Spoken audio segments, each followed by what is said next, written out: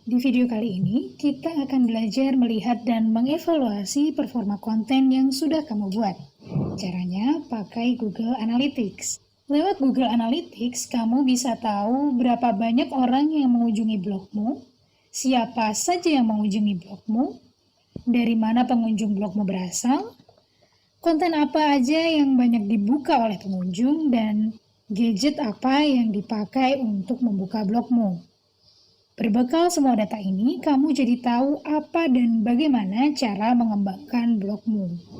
Langsung aja ya, kita lanjut ke caranya daftar Google Analytics. Pertama, kamu perlu buat akunnya. Buka google.com/analytics. Lalu kamu bisa pilih salah satu tombol antara sign in atau start for free. Keduanya sama-sama mengarahkan kamu untuk login pakai akun email Google atau Gmail. Langsung aja masukin email atau ponsel dan isi password kamu. Selanjutnya kamu akan diminta untuk mengisi 3 bagian properti. Yang pertama ada account setup, terus ada objek yang pengen kamu ukur, dan yang terakhir ada property setup. Di bagian account details, pertama kamu perlu masukin nama account dulu. Terus centang semua pengaturan di sini di account data sharing settings. Kalau udah langsung klik next. Nah, di sini kamu tentu saja pilih web. Terus klik lagi next.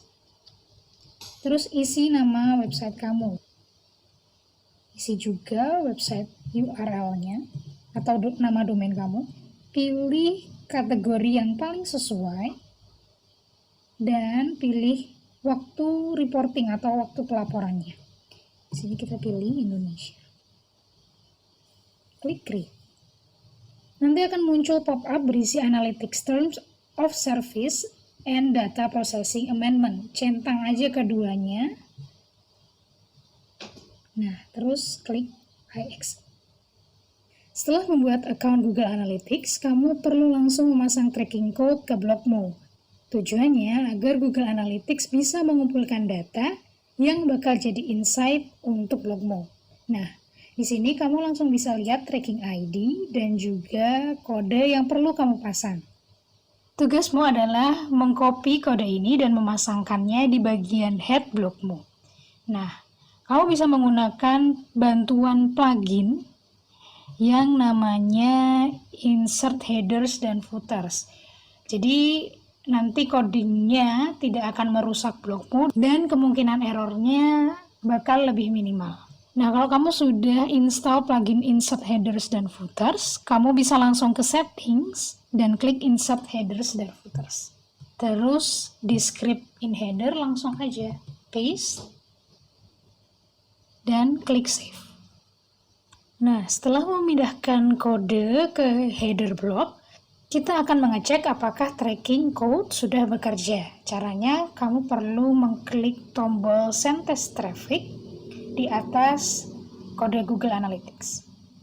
Nah, sambil ini dibuka, kamu perlu menuju bagian Real Time dan Overview. Jika muncul Active Users, berarti Google Analytics sudah berhasil terpasang dengan benar. Awalnya pasti agak membingungkan ya melihat banyak tombol dan data di Google Analytics.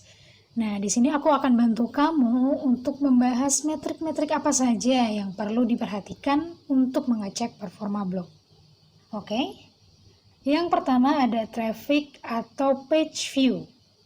Kamu bisa langsung cek di bagian behavior, site content, dan langsung ke all pages.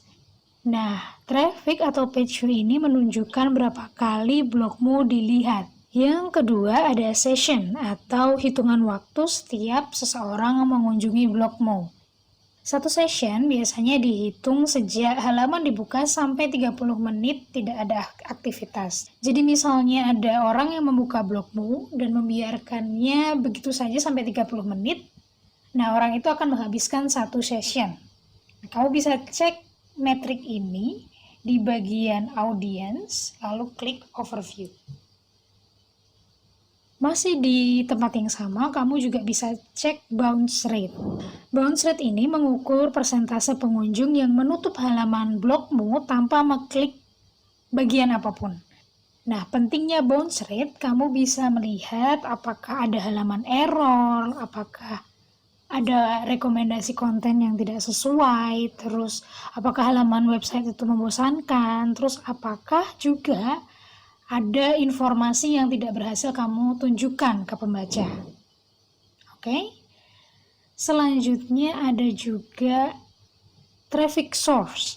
Traffic source ini adalah halaman terakhir yang mengantarkan pengunjung ke blogmu. Kamu bisa cek ini di bagian acquisition, terus all traffic, dan klik source or medium. Biar gak bingung, contohnya gini aja deh. Misalnya ada orang yang menemukan link websitemu dari Google.